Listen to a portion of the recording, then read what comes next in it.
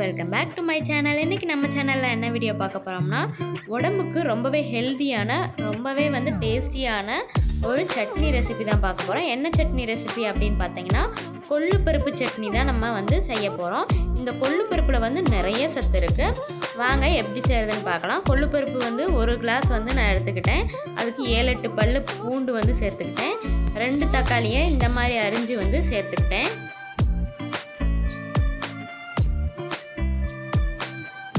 கொள்ளு பருப்பு சாப்பிட்றதுனால நம்ம உடல் எடை சீக்கிரமாக குறையும்.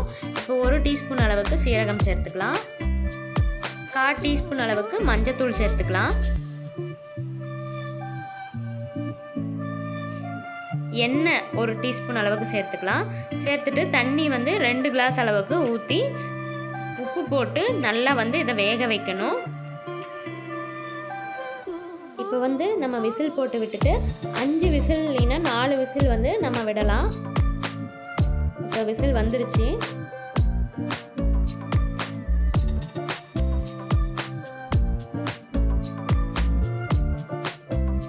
இப்போ விசில் அடங்கிருச்சு. இப்போ நம்ம ஓப்பன் பண்ணி பார்க்கலாம். அந்த கொள்ளு பருப்பு எந்த அளவுக்கு வெந்திருக்குன்னு பாருங்கள்.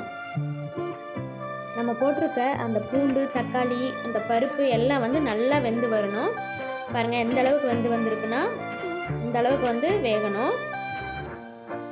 இப்போ அதை ரெஸ்ட் விட்டுடலாம். இப்போ ஒரு பேன் எடுத்துக்கோங்க. அதை நல்லா ஹீட் ஆனோன்னா 1 டீஸ்பூன் அளவுக்கு எண்ணெய் சேர்த்துட்டு 1/2 டீஸ்பூன் அளவுக்கு மிளகு, 1 டீஸ்பூன் அளவுக்கு கொத்தமல்லி விதை, 1 டீஸ்பூன் அளவுக்கு சீரகம் சேர்த்துக்கோங்க. 4 வரமிளகாய் சேர்த்துக்கோங்க. 2 கொத்து கருவேப்பிலை சேர்த்துக்கோங்க. சேர்த்துட்டு இதை நல்லா வதக்கி விட்டுக்கோங்க.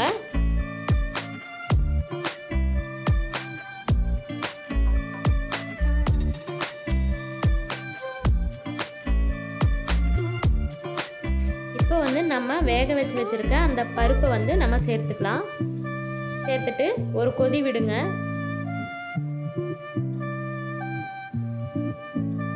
இது நல்லா கொதிச்சோன்னா நம்ம ஆஃப் பண்ணிடலாம். ஆஃப் பண்ணிட்டு நல்லா இதை ஆற விடுங்க.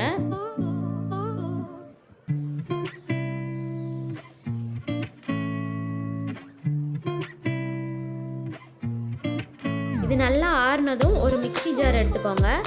அதில் அந்த ஆறின பருப்பை நம்ம சேர்த்துக்கலாம். சேர்த்துட்டு இதை நல்லா நம்ம அரைச்சி எடுத்துக்கலாம். ரொம்ப தண்ணி ஊற்ற தேவையில்ல, அதில் இருக்கிற தண்ணியே போதும். நல்லா இந்த மாதிரி அரைச்சிக்கலாம். பாருங்கள்.